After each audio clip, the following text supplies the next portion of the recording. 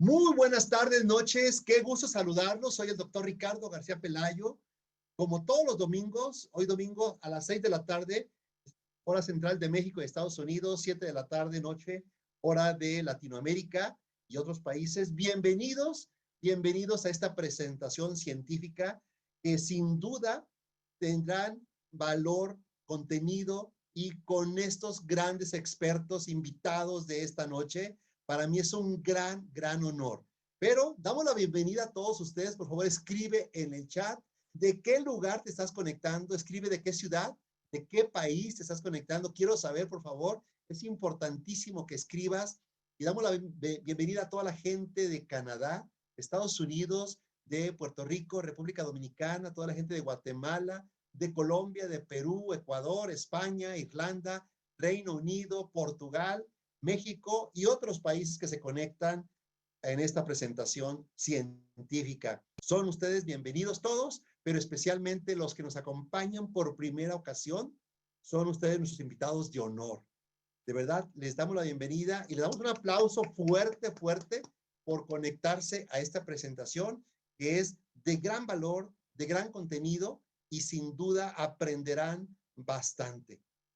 Para mí es un gran honor, como todos los domingos, tener un invitado especial, pero ahora tengo 3 invitados diferentes. Empezamos con el que va a estar liderando este panel desde San Antonio, Texas, el doctor Rubén Restrepo, quien es médico cirujano de la Universidad Pontificia Bolivariana en Medellín, Colombia, terapeuta respiratorio de la Georgia State University en Atlanta, coordinador de la investigación para la División de Cuidado Respiratorio y profesor titular para la División de Cuidado Crítico y Pulmonar del Centro de Ciencias de la Salud de la Universidad de Texas en San Antonio, fundador de la Sociedad Latinoamericana de Cuidados Respiratorios, más de 100 publicaciones, libro, artículo científico y capítulos, y más de 400 presentaciones a nivel nacional e internacional en el área de terapia respiratoria y de cuidado intensivo. Y en esta tarde, junto con los demás invitados, colegas, nos compartirán muchos detalles, pero también el estudio, el artículo que también están lanzándose, que ha tenido un impacto en los resultados de lo que ellos mismos compartirán. Para mí es un gran honor dar la bienvenida desde San Antonio, Texas, al doctor Rubén Restrepo. Todos, por favor, en el chat, ayúdenme a dar un aplauso fuerte. Bienvenido, doctor Rubén. Qué alegría tenerte con nosotros. Lo mismo, doctor Ricardo. Para mí es un placer siempre compartir este espacio contigo, en especial el día de hoy que vamos a tener unos invitados de honor.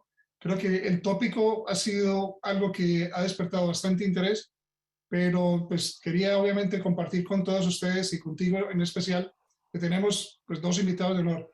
El primero es Pablo Javier Patiño, que es un médico inmunólogo colombiano, un experto en este momento en coronavirus y vacunas, que nos va a dar una actualización espectacular acerca de este tópico. Voy a cubrir en la parte inicial un poco acerca de la parte de antioxidantes y el sistema inmune, como hacer un preámbulo, y vamos a terminar con el doctor Arturo Arias, que como decimos aquí en Estados Unidos, frequent flyer del programa, que nos va a hablar exactamente de la importancia de los antioxidantes, específicamente para el manejo del coronavirus. O sea que esperamos que este programa sea de absoluto grado. Mucho éxito. Adelante, doctor.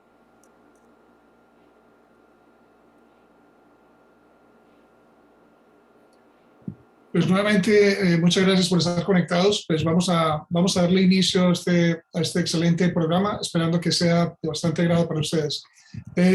Como había mencionado, la primera parte es acerca de antioxidantes y sistema inmune. Pues entonces vamos a tratar de dar una introducción de por qué es importante en este momento conectarnos un poco a la realidad del coronavirus.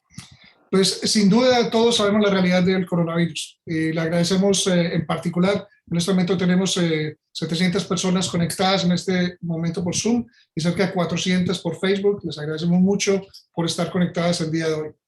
Es una realidad que estamos afrontando desde hace mucho tiempo. Ya parece mentira que estamos cumpliendo ya 2 meses de aislamiento, en particular en Estados Unidos. Y es increíble ver exactamente el tamaño de esta partícula microscópica y ver exactamente el impacto que tiene al ingresar a la célula y producir todos esos cambios que todos hemos visto y que vamos a ver un poco más adelante. O sea, que vemos algo microscópico que tiene realmente de rodillas a todo el mundo. Es una realidad que estamos viviendo y que posiblemente, como va a explicar el doctor Patiño, es algo que nosotros vamos a tener que seguir viviendo por mucho tiempo. Pero entonces, ¿cuál es la situación actual del coronavirus? Es bastante alarmante porque si nosotros miramos, fíjense exactamente la fecha, el octubre 30 del 2020, miran exactamente el número de casos, 45 millones de casos. Y no se toma mucho tiempo, ya después mirando, digamos, cifras, ya en marzo 17 del 2021, 120 millones de casos. Y realmente, ustedes saben que esto no ha parado. Miren exactamente en octubre del 2021, 236 millones de casos, con más de 4 millones de muertes.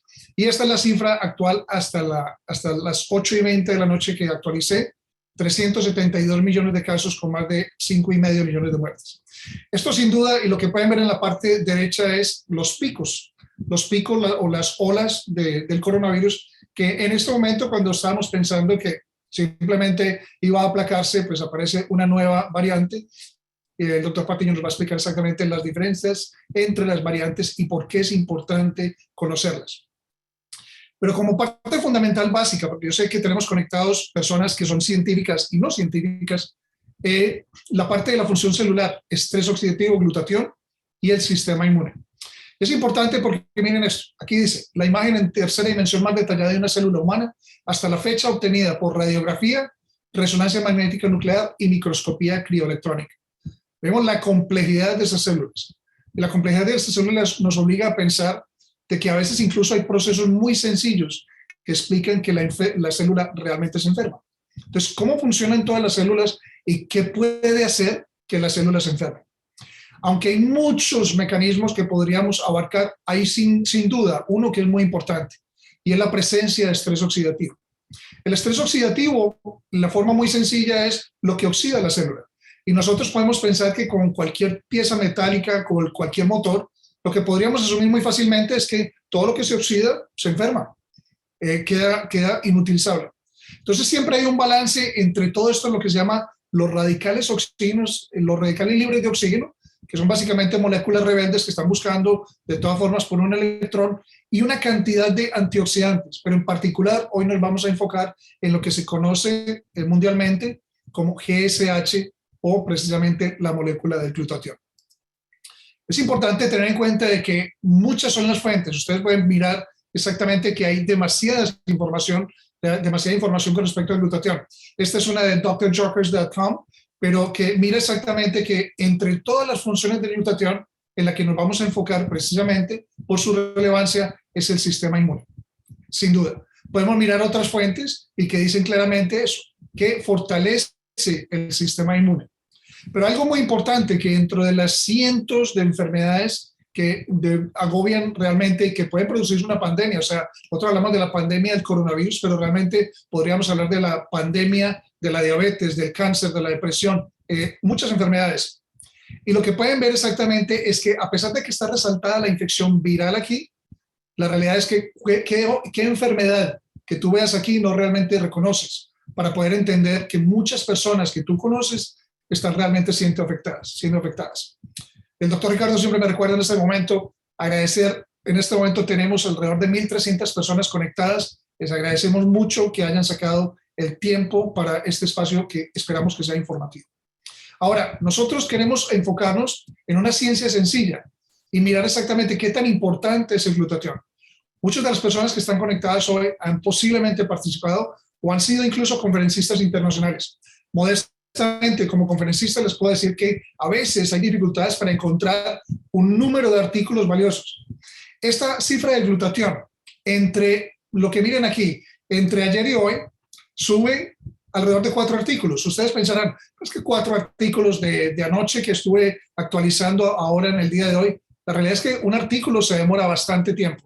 Pues ahora pregúntele al doctor Arturo Arias cuánto tiempo hemos venido trabajando en un artículo en la utilización precisamente del donante de cisteína. O sea, que habla de la importancia que tiene el glutatión en el cuerpo humano y en la investigación.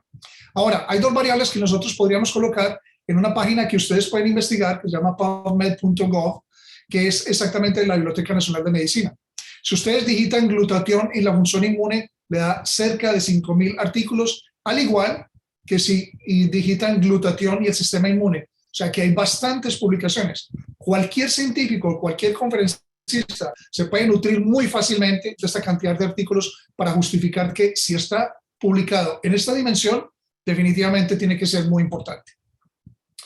Y miren exactamente, no vamos a detallar muchos artículos, pero yo creo que la inquietud, sobre todo al grupo médico que se conecta, es la realidad es que hay realidad científica de muy buena evidencia, porque todos estos artículos han sido publicados revisados por pares, donde hablamos exactamente de todo lo que son los efectos, deficiencias de glutatión y el papel que puede jugar exactamente el glutatión en la parte de inmunoterapia.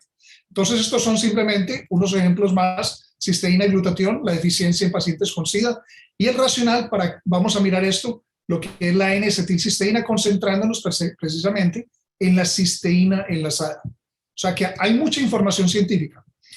Y aquí pueden mirar exactamente el artículo, no para detallar demasiado, pero dicen enfermedades que son posiblemente más comunes en ciertos territorios del mundo: el lupus eritematoso sistémico y la artritis reumatoidea, problemas autoinmunes. Y podemos mirar en esta tabla simplemente para resaltar de que cuando se miden los niveles de GSH en el grupo control o el grupo que no tiene la enfermedad, es mucho más alto y de una forma significativa, estadísticamente significativa. Ahora, si nosotros queremos mirar incluso más detallado, que tampoco es la intención, pero si nosotros queremos mirar ya la función celular, cuando se comparan esos pacientes, lo único que quiero resaltar es que es dismal la diferencia entre la calidad, digamos, de la actividad del glutatión, o incluso precisamente en la actividad del glutatión, o en muchas ocasiones lo que se llama es el estrés oxidativo.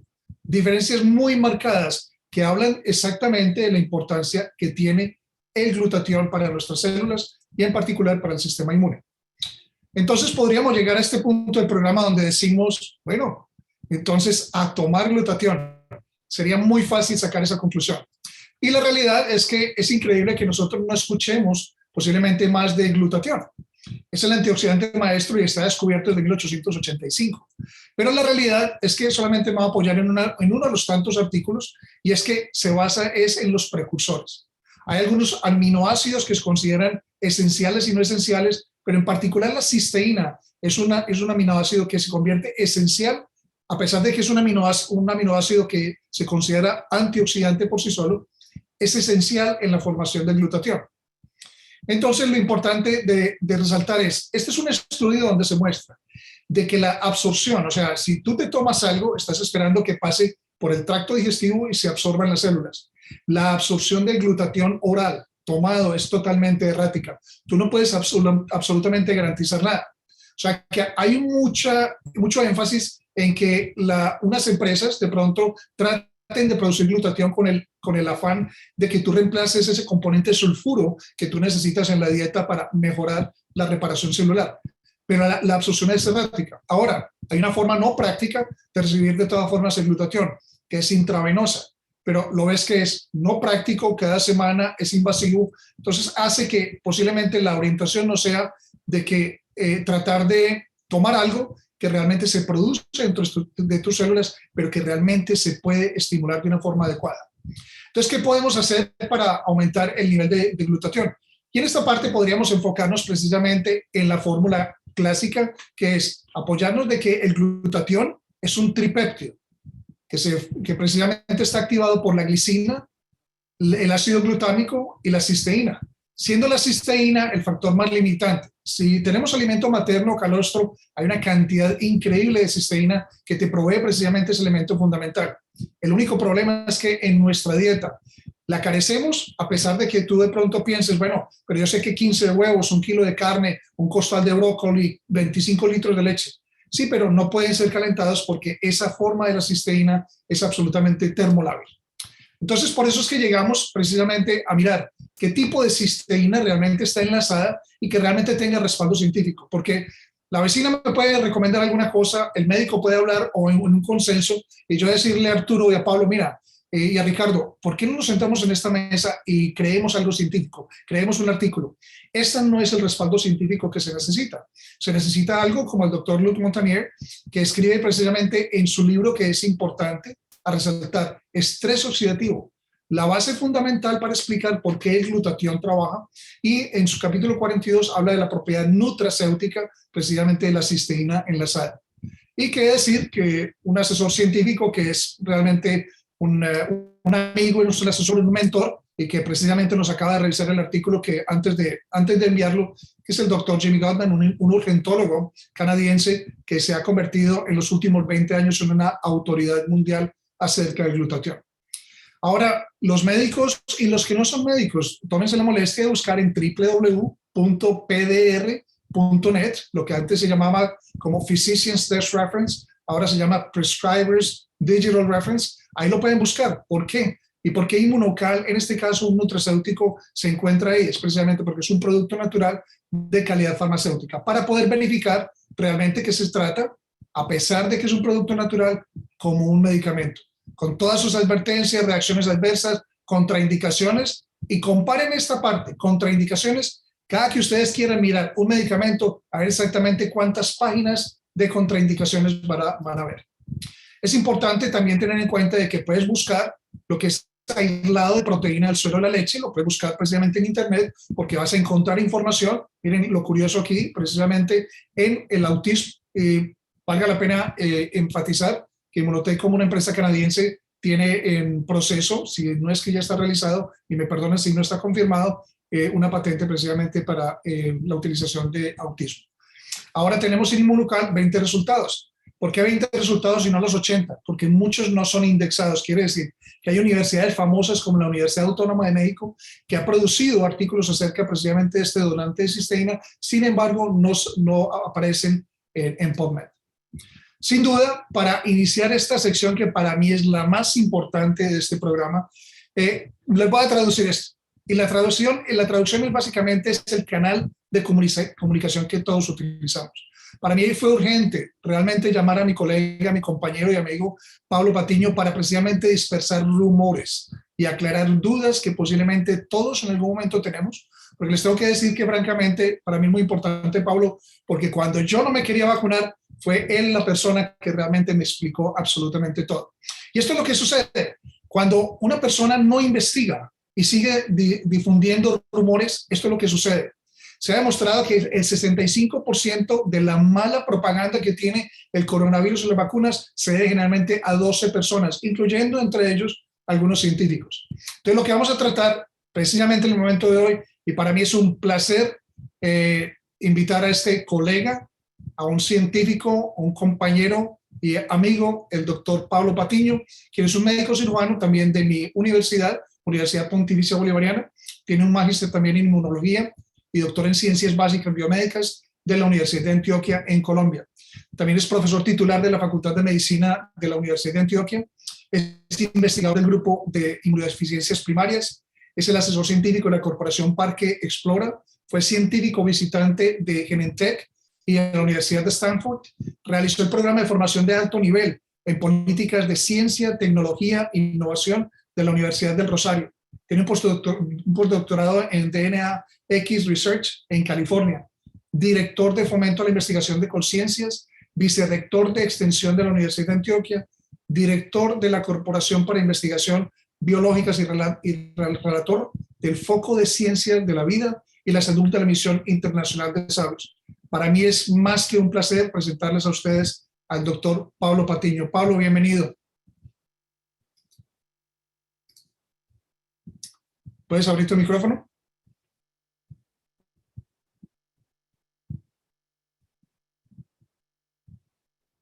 Listo, ya sí. Perfecto. Pablo, ¿cómo estás? Muy buenas noches para todos. Una pregunta logística. ¿Compartes tu pantalla o quieres que...? Yo la comparto. Perfecto. Bienvenido, Pablo, al programa. Bueno, Rubén, muchas gracias por esta invitación tan especial.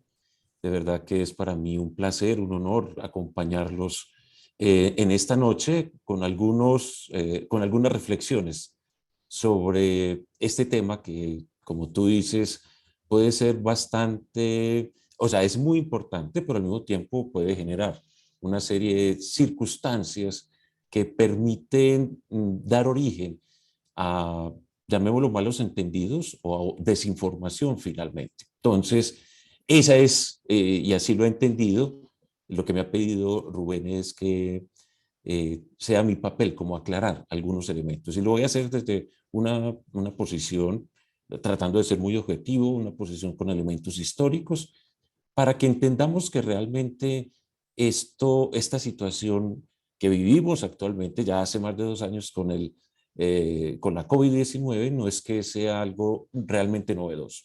Por supuesto que para nosotros sí, pero en la historia de la humanidad no ha sido para nada algo nuevo. Bueno, voy a compartir entonces mi pantalla.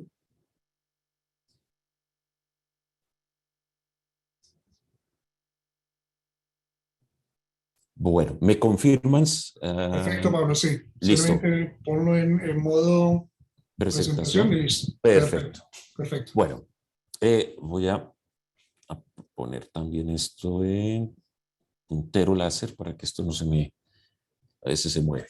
Bueno, como les decía, voy a hacer esta presentación, una presentación corta, 15, 20 minutos, desde algunas reflexiones. Y sobre todo quiero dejar como la inquietud para que ustedes vayan también, como lo ha planteado Rubén, a buscar acerca del glutatión, del inmunocal, pues también les invitaría a que revisen muchas evidencias y sobre todo lo que es el contexto histórico de las pandemias y las vacunas. Creo que eso nos enseñaría o nos enseña mucho.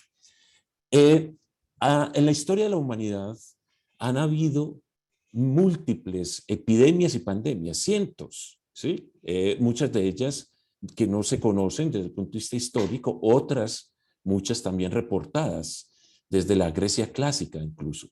Pero traigo esta imagen porque es tal vez el prototipo de lo que conocemos como una epidemia que se convirtió también en pandemia, la peste bubónica. La peste bubónica ha tenido varios episodios de pandemia en la historia de la humanidad, pero tal vez el más llamativo, digamos el más crítico, fue el que afectó a Europa en la Edad Media. Se calcula que muchos dicen que más o menos la mitad de la población europea murió a causa de esta enfermedad, producido por una bacteria, ¿sí? Una bacteria que hoy sigue produciendo algunos casos en el mundo, se describen y se documentan algunos casos producidos por esta Yersinia pestis, pero ya realmente no, hasta el momento, no ha vuelto a producir epidemias. Terminó básicamente a finales del siglo XIX, pero esta pandemia duró varias décadas y por eso pues afectó a la historia de la humanidad. Pero la invitación es a entender que las epidemias transforman las sociedades, ¿sí? Como lo estamos viviendo, ¿sí? Para bien o para mal, esta epidemia de la COVID-19 está transformando, por supuesto que ya lo ha hecho, pero seguirá transformando a la humanidad en general, ¿sí? Entonces, primer mensaje, tomemos las epidemias como un evento al cual les podemos estar sujetos, pero del cual es necesario aprender. Y, por ejemplo, esta invitación que les hace Inmunotech es una oportunidad.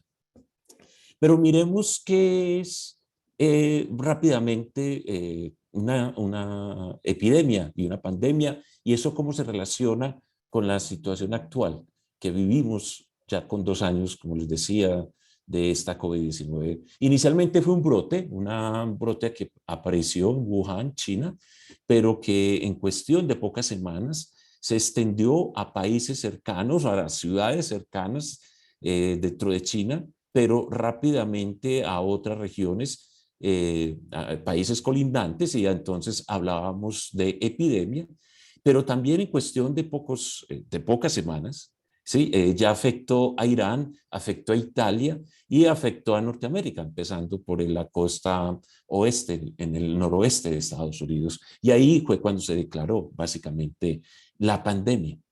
Pero entonces llevamos, sí, 2 años de pandemia. ¿Qué va a pasar? Ahora sabemos, y se esperaba desde hace un buen tiempo, que esta enfermedad, esta pandemia, epidemia, pandemia, evolucionaria a endemia.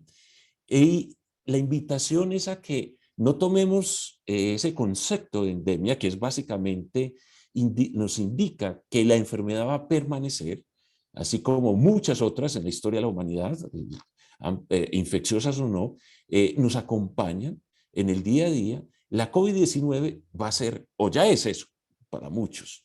Entonces, ese es el futuro de esta pandemia, la endemia. Ahora, eso no significa que disminuya los efectos, digamos, deleterios de la enfermedad, solo que se va a mantener, digamos, se va a establecer y vamos a tener que convivir con ella y prepararnos a seguir manteniendo una serie de medidas, ¿sí?, de distanciamiento global, de distanciamiento personal, para evitar que muchas personas se infecten. Hoy básicamente el tema que entra en juego es la vacunación, además pues de otras medidas, pero evolucionamos básicamente a esto. Pero la invitación es a que entendamos que esta pandemia, ahora endemia, es un problema global y la solución es de todos. Y la solución parte de varias formas. Por supuesto que las medidas tradicionales fue la cuarentena, el distanciamiento global, tratar de poner medidas para evitar esa diseminación del SARS-CoV-2, pero luego aparece la vacunación, que es fundamental, es tal vez la medida más importante, pero simultáneamente se están buscando otras formas para tratar la enfermedad o por lo menos para disminuir sus efectos.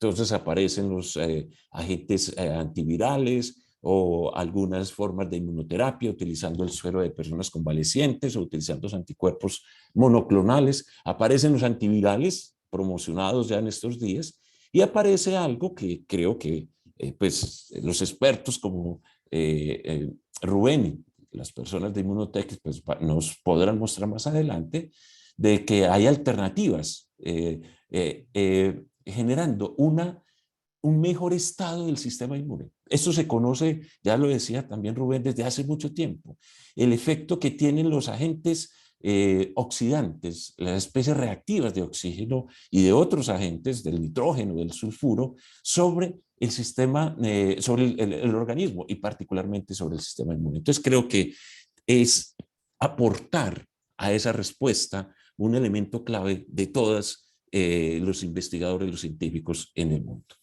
Pero yo me voy a referir particularmente al tema de la vacuna, porque es lo que más conozco, es lo que más confío y puedo mostrar evidencias claras de la eficacia de lo que es el proceso de vacunación. También es muy importante mencionar que las vacunas no son algo reciente. La primera vacuna en la historia de la humanidad se generó a finales del siglo XVIII por este médico inglés, Edward Jenner, médico que sin conocer el agente causal, porque no se conocían en ese momento los microorganismos. Ustedes saben que fue Louis Pasteur en la segunda mitad del siglo XIX quien demostró la existencia de los agentes infecciosos, lo que dio origen a la microbiología.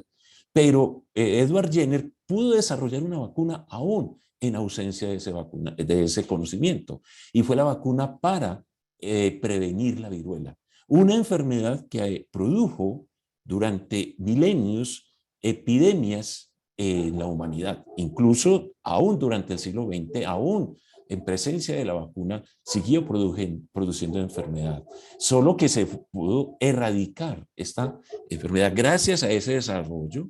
Esta enfermedad tan mortal en un 30% de los casos, o una tercera parte de los casos, o que dejaba deformes a los pacientes, se pudo erradicar en los años 70 del siglo pasado. Hacia 1976 se describió el último caso por la Organización Mundial de la Salud. Entonces, ese es el éxito más, digamos, radical que se ha tenido con las vacunas. Vacuna que fue capaz de eliminar agentes infecciosos, pero no todas las vacunas funcionan así, desafortunadamente. Ahora, las vacunas generan todo tipo de reacciones.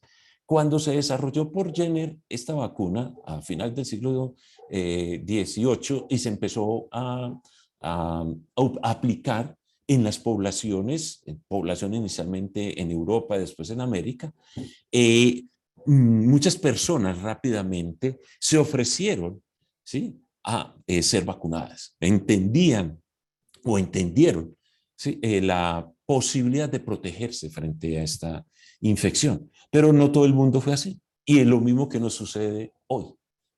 Esta es una caricatura de esa época donde miren, frente al proceso de vacunación, se dio una respuesta por muchas personas que no creían o que además pensaban que esa vacuna iba a generar una serie de reacciones como tenía una relación clara con el ganado vacuno, porque se utilizó un virus de las vacas para producir esa vacuna. Entonces, claro, esto iba a producir una serie de efectos colaterales, que era convertir a muchas de esas personas en monstruos, digamos, con características de las vacas o del ganado vacuno.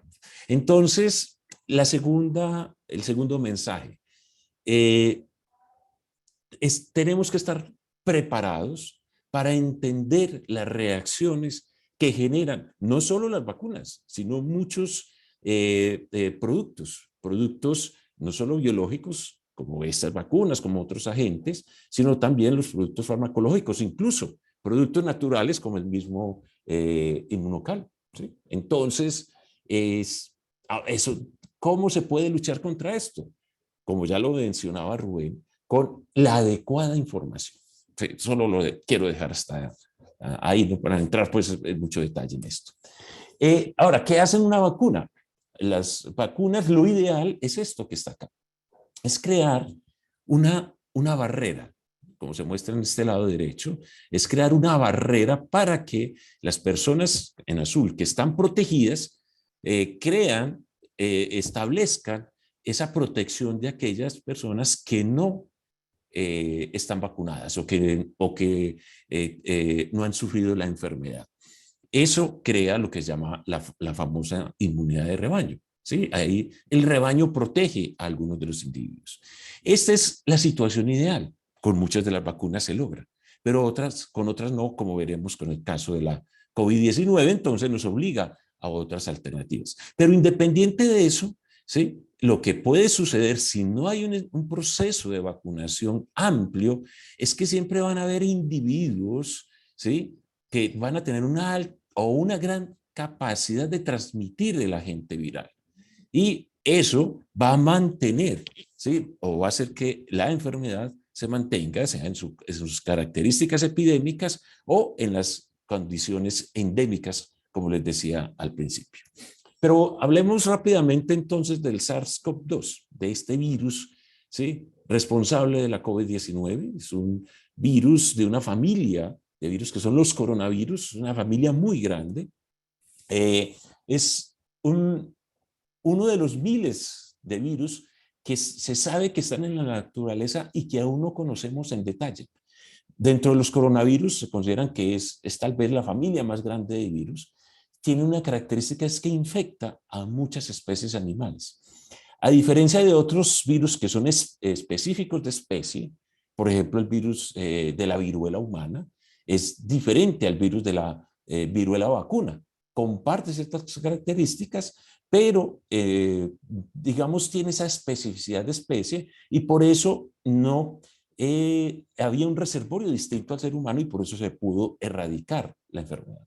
Ese es uno de los grandes problemas con los coronavirus. Como infectan a otros animales, no necesariamente se va a erradicar el SARS-CoV-2. Entonces, es necesario que estemos preparados para seguir en esa, llamémosla, lucha contra este virus y posiblemente otros. ¿Sí? Ese es otro llamado ahí, por eso les decía, pueden haber miles de virus aún desconocidos que en algún momento hagan ese salto desde alguna especie animal hasta el ser humano, como aparentemente ocurrió con el SARS-CoV-2. Pero el problema tal vez más relevante hoy en día con este virus es la generación de variantes. ¿A qué se debe? A que este virus tiene una característica y es que su material genético es ARN. ¿Sí?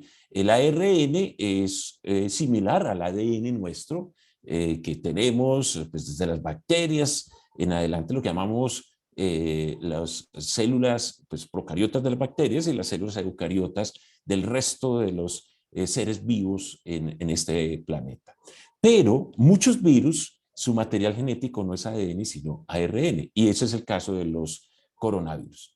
El ARN es una molécula mucho más inestable que el ADN. Precisamente, por eso, aparentemente la evolución seleccionó el ADN como material para guardar la información genética, porque el ARN es más inestable, sufre más mutaciones.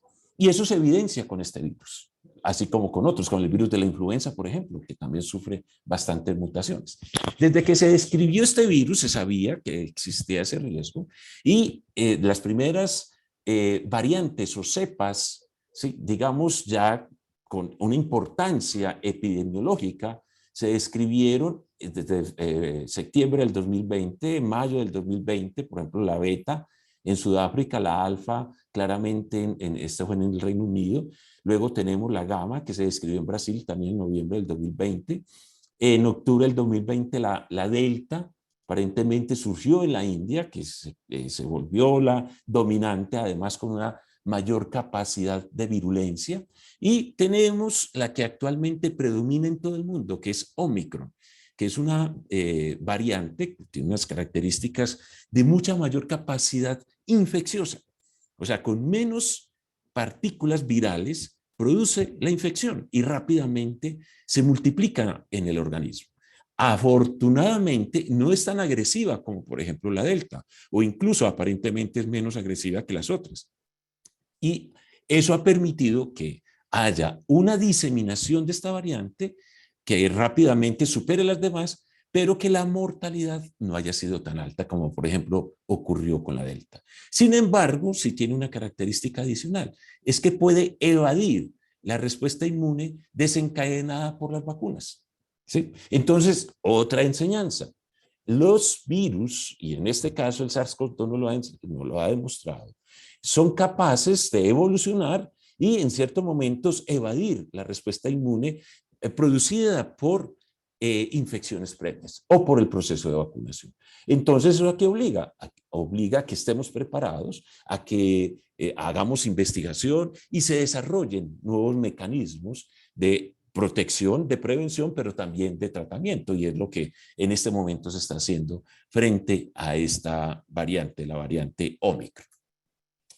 Pero otro de los temas fundamentales acá es que, y que ha generado, digamos, algunos resquemores, incertidumbres, y para otros ha sido motivo de temas de conspiración, incluso, pues de esas teorías de la conspiración, es que las vacunas para la COVID-19 aparecieron supremamente rápido. Sí, los cálculos es que se podían haber tomado 2 años tranquilamente para haber puesto en marcha los primeros ensayos con vacunas, pero en cuestión de 10, 12 meses ya se tenían resultados con los primeros ensayos clínicos, de fase 3 incluso, de vacunas para la COVID-19. Pero eso, ¿por qué se logró? Porque en tiempo récord pudimos tener vacunas. Porque afortunadamente existía y existe mucha investigación de varias décadas en temas de virología, ¿sí? De conocimiento del virus, de estos coronavirus, por ejemplo, con las formas previas como el SARS o el MERS, que se habían presentado ya hace 16, 17 años, conocimiento de la respuesta inmunológica frente a los virus y específicamente frente al SARS-CoV-2, al SARS, y biología molecular, el desarrollo previo ya de moléculas de ARN para vacunación. Incluso se había probado en algunas enfermedades infecciosas, pero sobre todo en cáncer. O sea, ya existían evidencias claras de que esto funcionaba. Entonces, rápidamente se tomó ese conocimiento y evolucionó hacia el tratamiento preventivo de esta enfermedad. Y esto cambió el panorama. Yo les invitaría a que hiciéramos, si quieren, un experimento mental, como muchos físicos, Albert Einstein era el prototipo de esto, de qué pasaría si hoy no tuviéramos ni una sola vacuna. ¿Qué hubiera sucedido, o qué hubiera sucedido en estos 2 años? O en este último ya año y medio casi de vacunas. O sea, ¿en qué condición estaría la humanidad, el planeta? Yo creo que sería dramática, ¿sí? Las condiciones actuales, casi que volviendo a épocas como de la hace 100 años de la famosa gripe española. Bueno, entonces, es una invitación a que reflexionemos sobre esto, sobre las vacunas que aquí les muestro. A partir de este conocimiento se han desarrollado varios tipos de vacunas, unas ya comercializadas, ¿sí? Que se están aplicando, como les digo, desde hace ya más de un año, otras que se están probando, ya están incluso algunas aprobadas. Por ejemplo, estas, las unidades de proteínas. Las vacunas cubanas son el prototipo de esto, para quienes las conocen. O otra norteamericana, que es la Novavax. Son proteínas recombinantes, son vacunas muy seguras. El prototipo de esto es la vacuna de hepatitis B, que creo que todos nosotros nos la hemos puesto. Y nos protege contra la hepatitis B. Esa es una proteína recombinante. Se están desarrollando vacunas basadas en partículas virales, ¿sí? Vivas que expresan la proteína, pero que no tienen el material genético. Todavía no hay comercializadas de estas. De vacunas basadas en ADN, hay una vacuna india que se promocionó a finales del año pasado, ya se está aplicando en la India. Las vacunas de RNA son las primeras que surgieron, que se desarrollaron, la famosa Pfizer-BioNTech y la de Moderna. Tenemos las vacunas con vectores virales no replicantes, que fueron también de las primeras, la de AstraZeneca, desarrollada por la Universidad de Oxford, y la vacuna de Janssen, de la compañía Johnson y Johnson.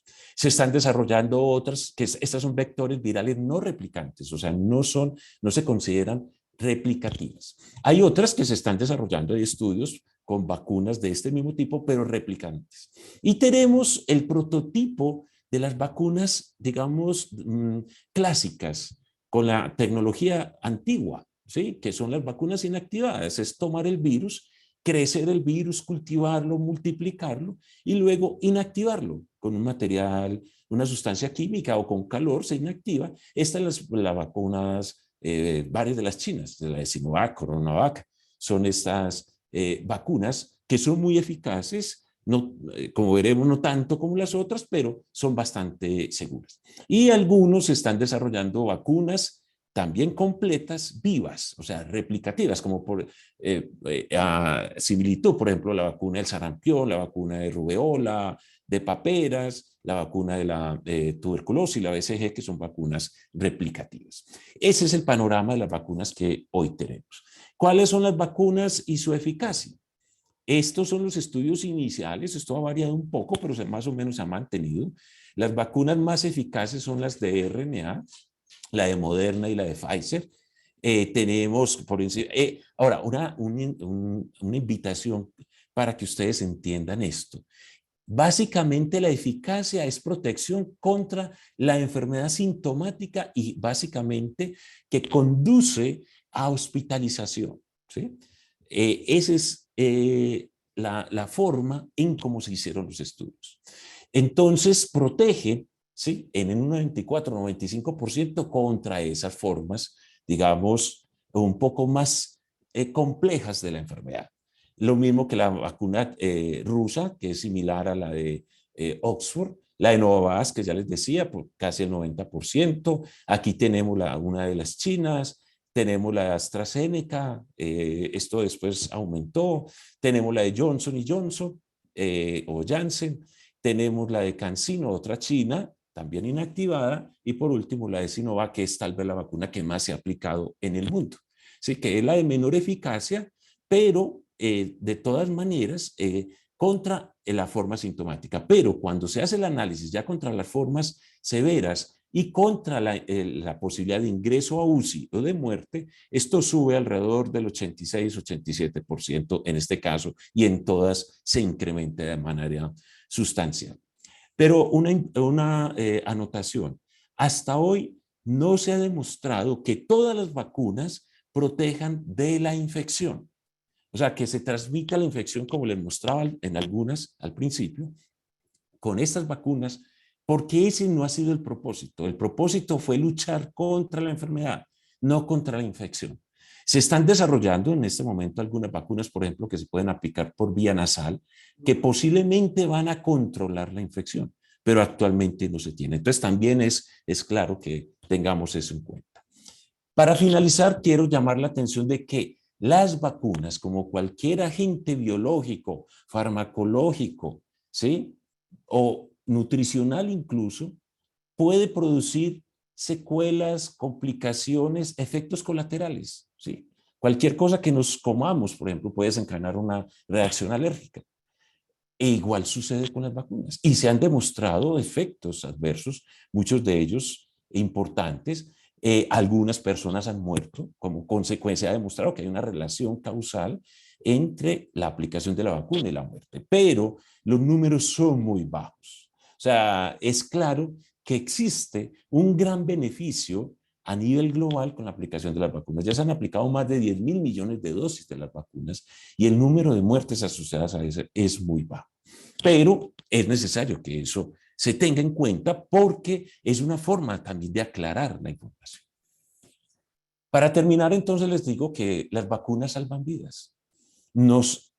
Han permitido que en estos 2 años, por supuesto que nos haya vuelto a la normalidad como la conocíamos, pero que sí ha permitido ir generando unas condiciones diferentes a las que podríamos tener si, como les decía hace un rato, no tuviéramos vacunas. Así que la invitación es a que hagamos una profundización de este conocimiento y busquemos finalmente, como yo creo que es también lo que Rubén ha insistido, busquemos la información en las fuentes adecuadas y aclarar, ¿sí? ¿Sí? Con aquellos expertos muchas dudas que es normal que se presenten. Así que les agradezco su atención en este proceso. Estoy dispuesto a atender las dudas, inquietudes que ustedes consideren. No sé si Rubén tendrá algunas que podamos discutir durante algunos minutos. Muchas gracias y de nuevo le agradezco a Rubén, a todo el equipo de Inmunotech por esta gentil invitación. Pablo, muchas gracias. Y, para que dejes de compartir pantalla y tenerte un segundo. Hay una pregunta que te quiero hacer con respecto a lo que se llama la inmunidad de rebaño y si en algún momento podemos soñar en llegar a tener una inmunidad de rebaño. ¿Qué es la inmunidad de rebaño y qué posibilidades hay de lograrla? Sí, a ver, primero voy a aclarar qué es esa inmunidad de rebaño. Como les decía, es mediante el proceso de vacunación o de infección, también puede ocurrir. Las infecciones generan una activación del sistema inmune y una memoria inmunológica, similar a como lo puede hacer entonces la vacuna. ¿Qué es lo que se busca? Entonces, que mediante este proceso, la vacunación lo que pasa es que lo puede acelerar. Entonces, mediante este proceso, en una población, en un grupo poblacional amplio, se va a lograr establecer una barrera, para frenar, ¿sí?, la extensión del virus en este caso, o de la infección, no necesariamente un virus, puede ser una bacteria. Entonces, el virus se encuentra personas vacunadas o personas que ya tienen memoria inmunológica y no es capaz de continuar el proceso de infección. En esa población, por supuesto, pueden haber personas susceptibles, pero en la medida en que incremente el número de personas con memoria inmunológica por la vacunación o por la infección, esas personas van a estar protegidas por el resto, ¿sí?, de la población. Esa es esa barrera, esa es lo que llamamos la inmunidad de rebaño. Pero ¿qué pasa con la COVID-19? La COVID-19 tiene una serie de características que hoy hacen imposible para mí que podamos soñar con la inmunidad de rebaño en el corto plazo. Tendríamos que desarrollar otro tipo de estrategias. ¿Por qué? Lo primero es que el virus es un virus muy infeccioso, ¿sí?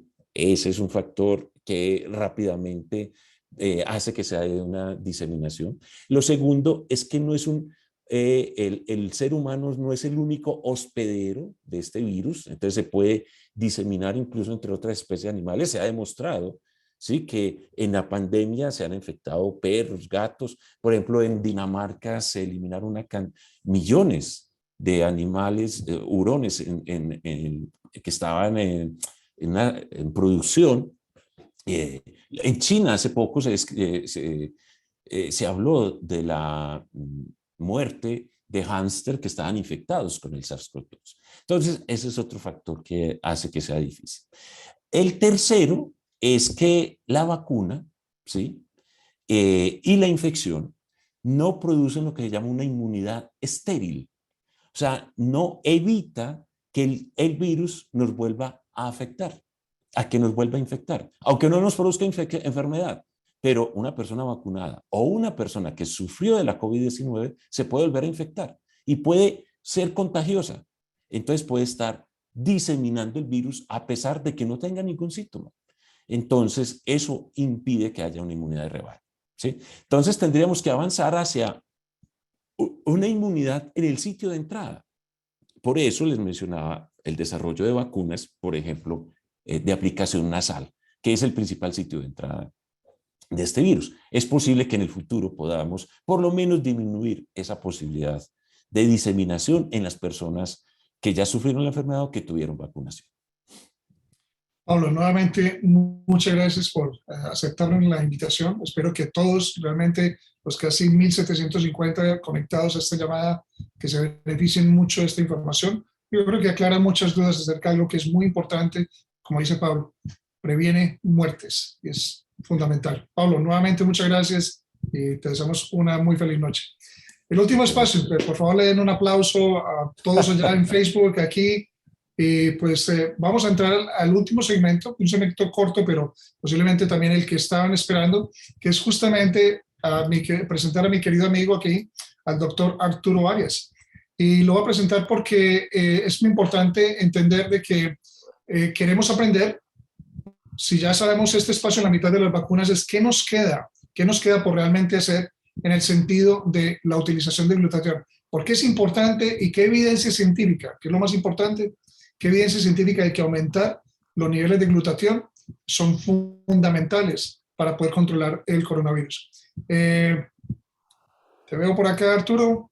¿Estás por ahí? Aquí estoy, Rubén. Perfecto. A ver, yo te localizo por acá. Muy bien.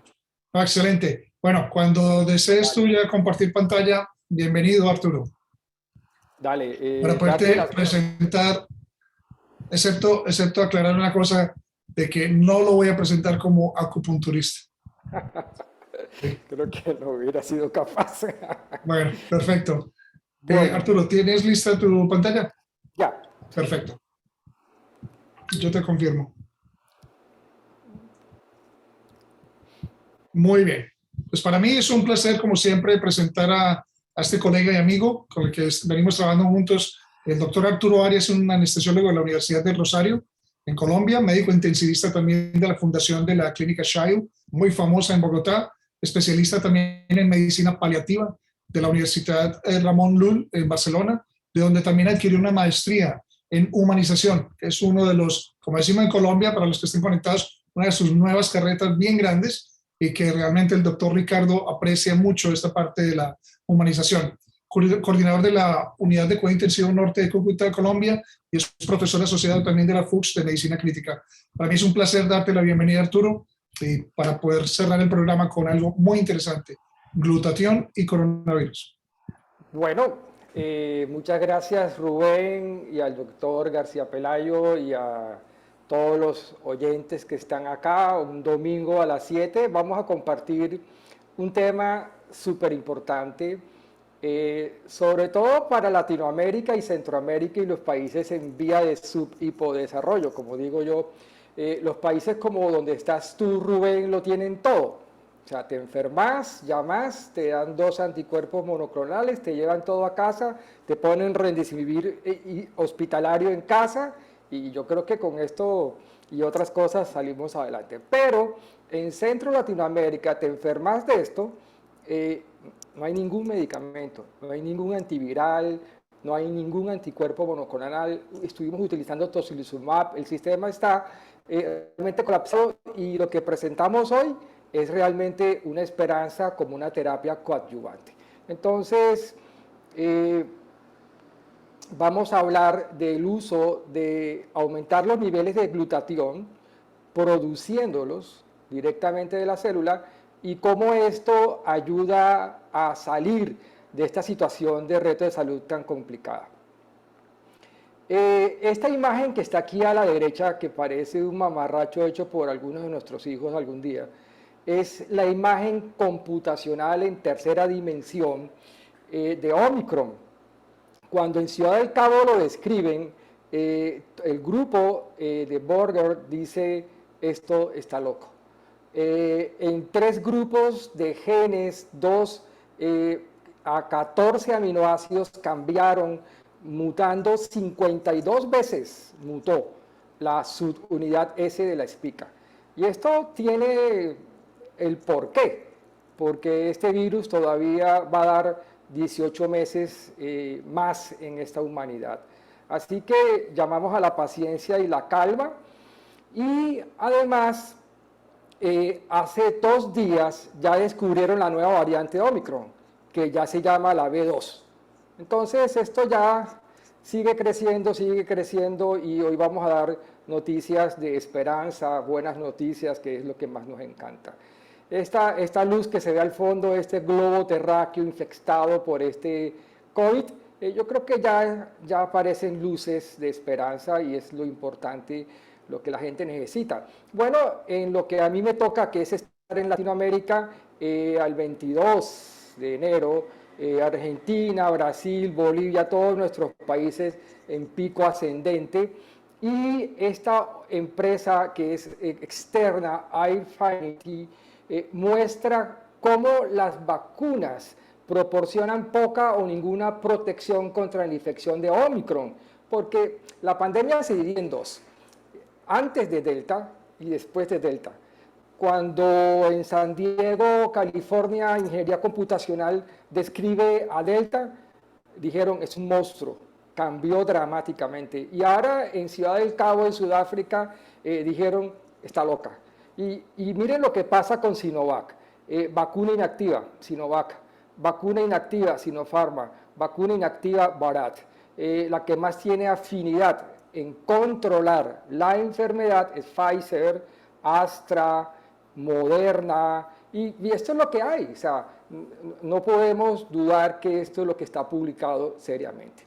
En Nature salió publicado el 10 de enero este artículo que me parece súper interesante y dice, COVID llegó para quedarse y los países debemos decidir cómo nos vamos a adaptar. Seguramente dentro de unos 12 meses la pandemia pasará a endemia y nos vamos a tener que acostumbrar a abrir las puertas, a abrir las ventanas. Omicron B1 dura 9 días vivo en el plástico, esto ya está demostrado. Nos tendremos que acostumbrar a andar con tapabocas 3M, N95, a lavarnos las manos, a mejorar la dieta, a tenerle respeto a esta variante preocupante. Y dice este artículo, todo esto va a ampliar la capacidad mundial para gestionar los brotes. Realmente, los gobiernos deberán seguir confiando en asesoramiento científico de alto nivel y esto es lo que más quisiéramos realmente de la pandemia. Esto es publicado por el grupo de Martín, que es realmente el grupo de Ciudad del Cabo en Sudáfrica. Ahora la discusión que tienen es si el virus sí salió por primera vez en Sudáfrica o llegó en un avión a Sudáfrica. Esta discusión la están tomando en este preciso momento. Realmente este artículo es muy interesante porque muestra cómo cambió la anatomía del virus, el receptor AC2 se volvió más extenso, hay más proteínas de adaptación, tienen más potencial adaptativo. Realmente las unidades C1 y C2, lo que era el cuerpo y la rodilla, se juntaron. Y esto lo que está diciendo es que 53 mutaciones de la cepa original en el gen S, realmente lo que va a traer es un cambio en la respuesta del virus a los anticuerpos monoclonales que ahora están sufriendo una caída, dándole más importancia a los antivirales. Esto salió ayer o antes de ayer. Ya todas las farmacias del mundo están llenando sus stocks de antivirales. No está pasando esto en Colombia. Yo quisiera que esto fuera nuestra realidad latinoamericana y creo que todavía no es. Entonces, vamos a revisar cuál es la evidencia científica de antioxidantes y COVID como coadyuvantes en el manejo. Ahora bien, es importante anotar que si usted va a un hospital centro latinoamericano, lo más seguro es que no haya ningún medicamento para parar la carga viral. Entonces la enfermedad se divide en prevenirla, ya sea con la vacunación, ya con las medidas sociales de confinamiento, etcétera, lavarse las manos, etcétera, ponerse un buen tapaboca que no es un fashion wear. Entonces, ¿qué nos queda? O sea, no podemos sentarnos solamente a orar. Orar es bueno, pero yo creo que hay que dar un empujoncito, y este empujoncito lo vamos a dar con los antioxidantes. Entonces vamos a revisar la bibliografía. Como tú lo mostrabas en PubMed, muchos médicos, como dice el doctor Ricardo García, no quieren saber nada de cisteína canadiense, no sé por qué, pero sí quieren saber de N-acetilcisteína, que es un fármaco y actúa más o menos igual, pero entras a PubMed, colocas glutatión y COVID y hay 48 estudios realmente importantes, indexados en revistas americanas y europeas. O sea, bibliografía a favor, ya hay suficiente. Si le colocas un filtro, realmente aparecen más de 136 resultados del uso de glutatión para terapia coadyuvante para mitigar la lesión inflamatoria. Entonces, y esto fue a enero 29 de tu revisión. Bien, entonces, ¿qué tenemos? Este artículo que es como una revisión importante de Williams, mezcla la N-acetilcisteína, que se conoce como Flumucil, y el glutatión puede reducir la severidad del COVID, y cómo usando dos antioxidantes de suplemento podemos bajar el impacto de la infección por coronavirus y mostrar una recuperación. De esto ya hay cualquier cantidad de artículos. Vamos entonces a revisar uno de los que más me gusta, que es este. Voy a quitar mi pantalla de Face. ¿Qué dice la ciencia indexada? Alexei Polonikov es el jefe de biología molecular de Kursk, de la Universidad de Kursk al este de Rusia. Él saca este artículo ya hace más de un año y dice que es la deficiencia endógena de glutatión la causa más frecuente de manifestaciones serias y muerte en pacientes por COVID, y nombra Horowitz. Horowitz para mí ha sido lo mejor porque es un internista que vive en Nueva York, la Universidad de Nueva York, y Horowitz, que está nombrado en este artículo de Polonikov, toma dos pacientes que están con COVID y neumonía, les da 2 gramos de glutatión oral y 2 gramos de glutatión endovenoso, y al día siguiente los pacientes están sin neumonía. Y esto para mí fue la tapa. Entonces Polonikov lo que dice en su revisión, porque hace una revisión extensa de la literatura, publicado en Infection Disease, dice que las personas se infectan del COVID porque tienen un déficit de glutatión.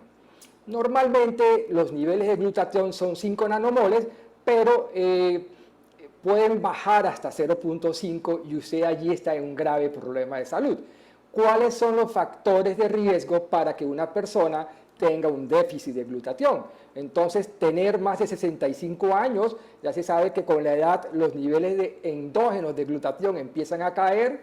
una dieta inadecuada porque comemos mal, carbohidratos, grasas, pocas verduras y frutas, sobre todo en algunas épocas del año, se nos caen los niveles. Tener enfermedades crónicas como diabetes, cáncer, HIV, hipertensión, etcétera, disminuye los niveles de glutatión. Ser hombre, tenemos la testosterona que se comporta como una limitación a tener niveles altos de glutatión. Por eso es que se explica que de cada 10 enfermos en cuidados intensivos, 8 son hombres y 2 mujeres, pero es por el tema de la testosterona. Y finalmente, fumar, ya cuando usted fuma, los niveles de glutatión inmediatamente van cayendo. Entonces, este artículo es muy importante porque cuando usted tiene estos factores de riesgo, se expone al virus, el virus se replica, hace un incremento del daño oxidativo, sobre todo en el pulmón, hace una hiperinflamación, se monta una neumonía que al principio fue llamada distrés respiratorio agudo, luego fue llamado atípico y ahora no es ni el uno ni el otro y ahora se llama síndrome vascular agudo o síndrome de espacio muerto, y aquí hay otra gran discusión que hoy no la vamos a dar. Él muestra, interesantemente, Polonikov revisa a unos pacientes, tenía 4 diabéticos que se infectan, y revisa sus pacientes diabéticos y mira cómo los pacientes más enfermos de COVID son precisamente los que menos tienen glutatión, y el ratio de sustancias reactivas versus el glutatión es mucho más alto, mostrando que hay una gran carga de radicales libres y no hay forma de neutralizarlos, por lo tanto se exacerba la lesión proinflamatoria. Entonces ya sabemos que está regulado: a mayor glutatión, menor enfermedad; a menor glutatión, más enfermedad. Y algo interesante en la revisión de Polonikov es que normalmente la gente cree que la gente más joven es más sana y tiene niveles altos de glutatión. Cuando se infecta por COVID, los niveles de glutatión se vienen al suelo, produciendo finalmente más enfermedad. Este otro artículo interesantísimo de Francesca Silvano, de Torino, Oncología en Italia, describe cómo el SARS-CoV-2 desequilibra la actividad del sistema renina-angiotensina en el pulmón a través de la regulación de unas enzimas. Y todo esto lo que va a producir es una gran carga de radicales libres, y allí es donde se revela el papel protector que tiene el glutatión. Este enfoque bioquímico de la enfermedad de COVID abre nuevas vías para una mayor investigación destinada a comprender todos estos mecanismos.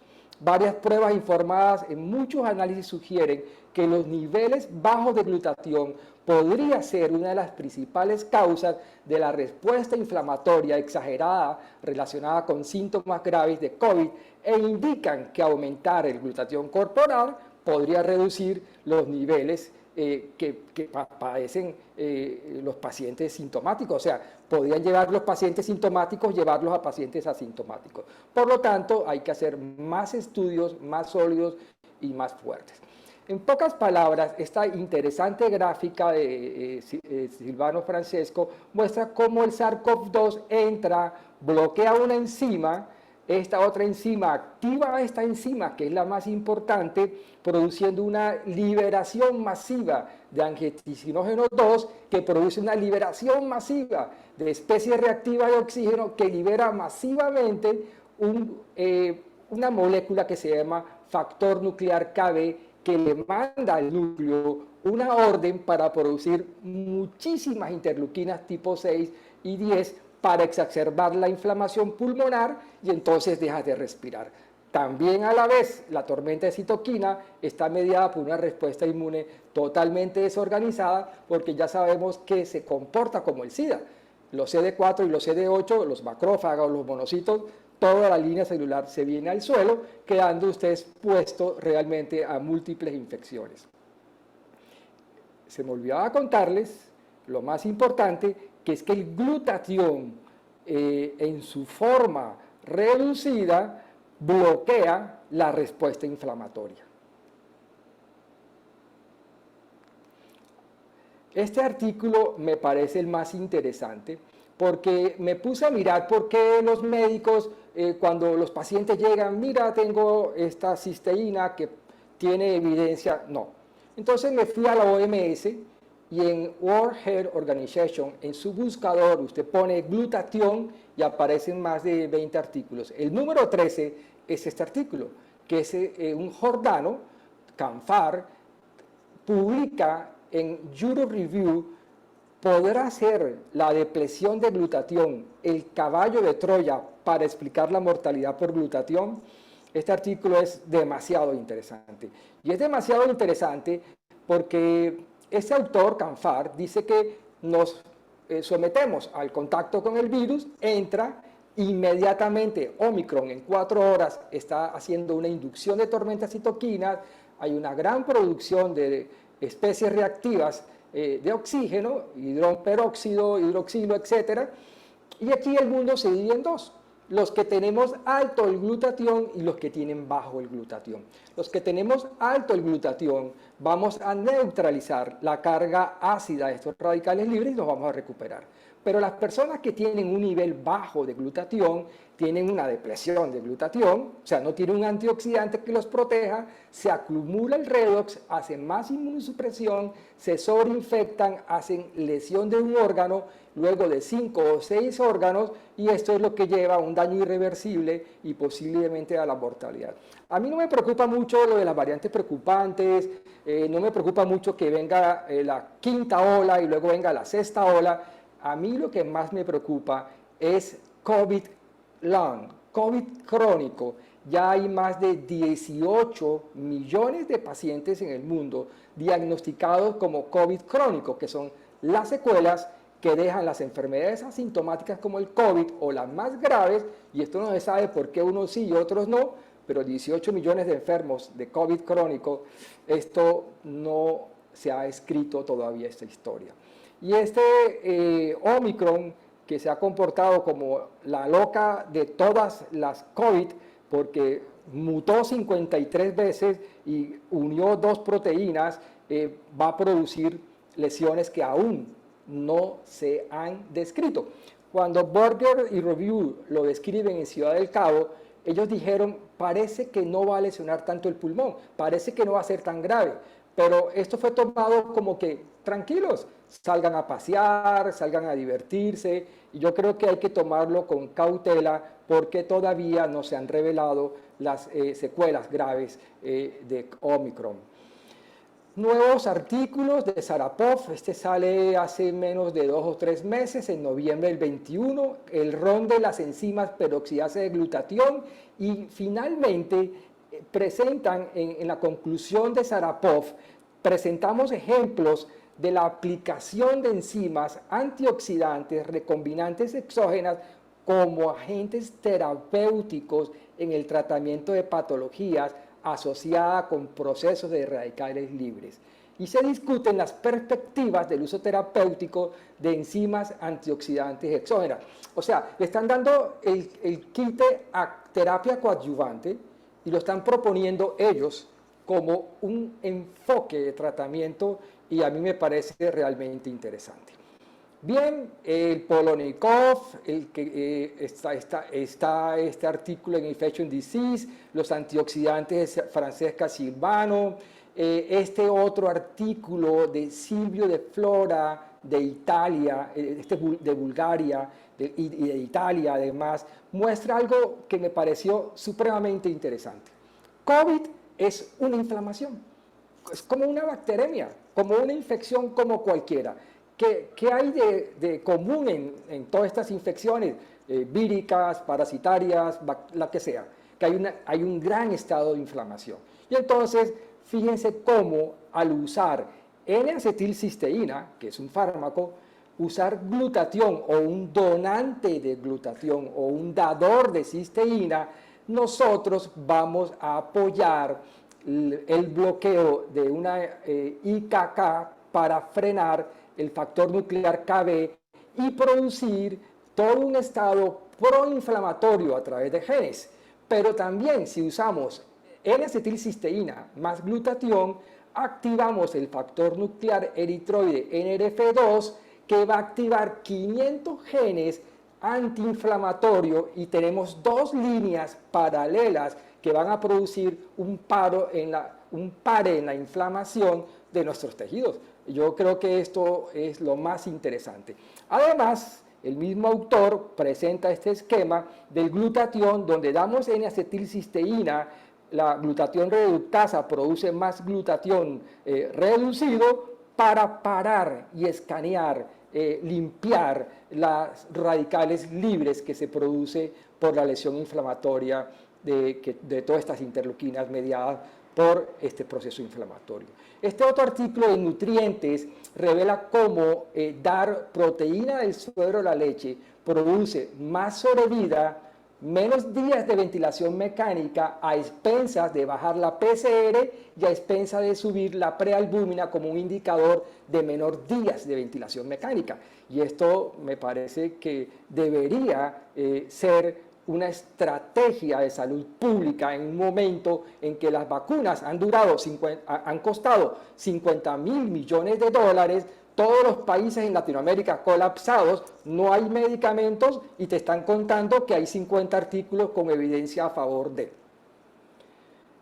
El artículo Polonikov nos dice que la hipótesis que la deficiencia de glutatión puede ser una explicación plausible para todas estas manifestaciones serias, clínicas y de muerte, y que debería hacerse, que es lo que queremos hacer, un gran estudio multicéntrico, doble ciego, para salir de una vez por todas de las dudas. Y a mí no me queda ninguna duda que el uso de este antioxidante y este potente aumentador del sistema inmune produce beneficios importantes en la salud de los pacientes enfermos.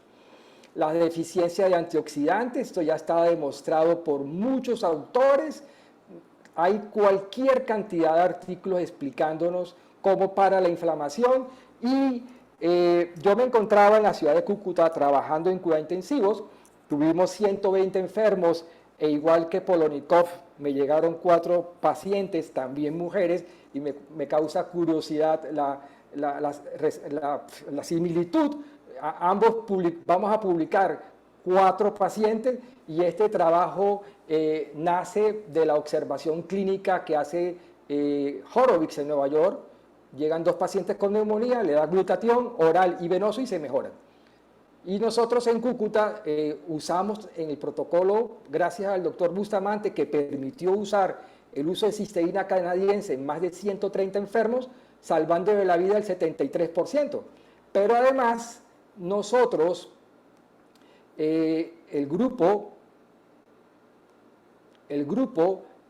formado por Catalina, María Padrón, Gilberto Bustamante, Fernando Villamizar, el doctor Cholkov, y no hay duda que el doctor Rubén Restrepo puso el 80% del trabajo.